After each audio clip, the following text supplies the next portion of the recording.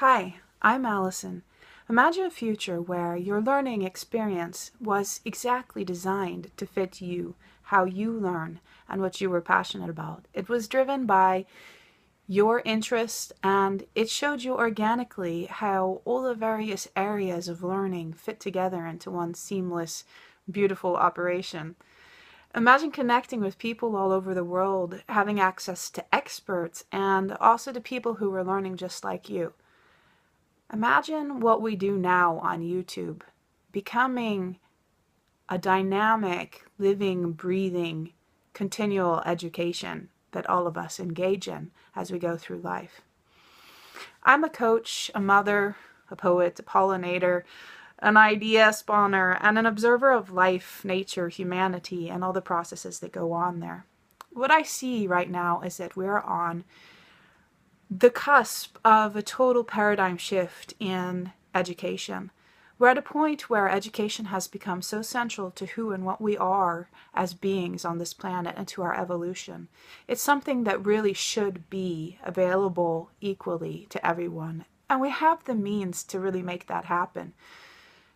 An internet connection and the right structures with things that already exist. Everything is there. All the pieces are there. We just need to have the vision and the desire to put it together and to offer it to all of humanity. Now, I know it's not perfect because we still can't get internet everywhere on the planet, but at least it would give us something to shoot towards.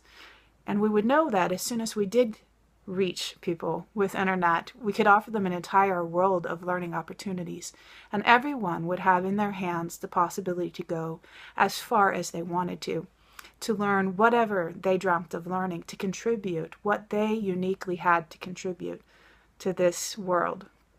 That's a future that I'd like to see happen, and it's a future that I think is entirely possible. Last night, when I was putting my kid to bed, she was sharing some of her frustrations and her longings around her own school experience. I'm in a pretty privileged position, sitting in Sweden, where school is free, but it's also mandatory. And I don't mean education, I mean actually, literally, physically going to school. For my kid, it's not the best fit. And if you are somebody like that, there's not a lot of other options. I think that's ridiculous when it's almost 2018. And I think it's something we have the ability to shift here and now. I'd like to get a conversation started about how this can happen, because to me, education is something really near and dear to my heart, and it's something I've been thinking about my whole life. Well, almost. Anyway, I was homeschooled from the age of 9 until I went back to public school my junior year of high school. And there were pluses and minuses to that situation. But for me, the pluses were so much outweighing the negatives. They created a lifelong love of learning in me. They helped me keep my curiosity, and they helped me to look at the world and at learning in a different way. And I really appreciate that. It could be a whole video series in itself. But the negatives, they also inspired me. They inspired me from the earliest age, from 9 or 10 years old, to look at what was it I didn't like? What was it I didn't think worked? How would I like to see that change? What would I do if I was the one in charge? What was I going to do if I would homeschool my kid when I grew up?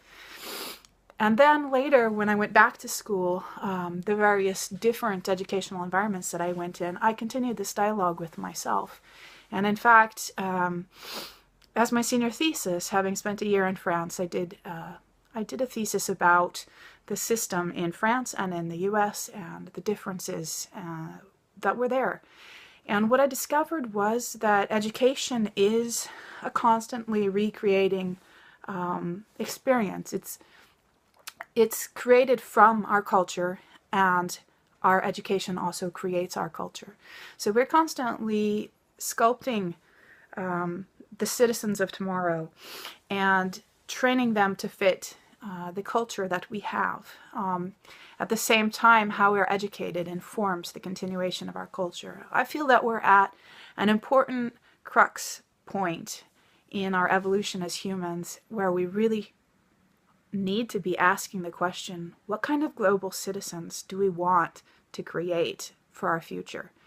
And my answer to that are ones whose curiosity has been allowed to stay alive and who have a passion and an interest in what they're learning, and whose natural qualities and strengths are allowed to shine, because let's face it, we need some amazing ideas and creations and collaborations to happen. I'd like to address this video a little bit specifically to YouTube and to TED Talks, both to thank them for what I see as the precursor groundwork they've laid to this revolution, and also to engage them in the possibility of helping to create platforms moving forward where we can connect as continual learners, where we have the structures that we need.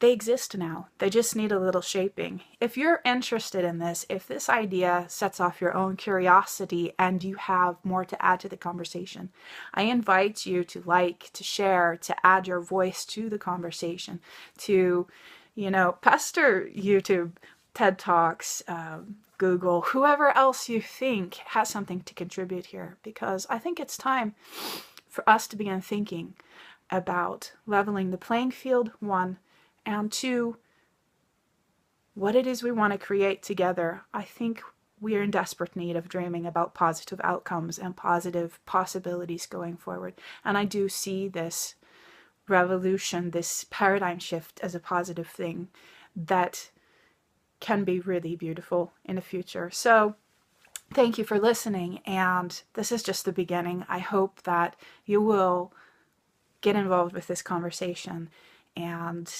I can't wait to hear what you have to say. Bye.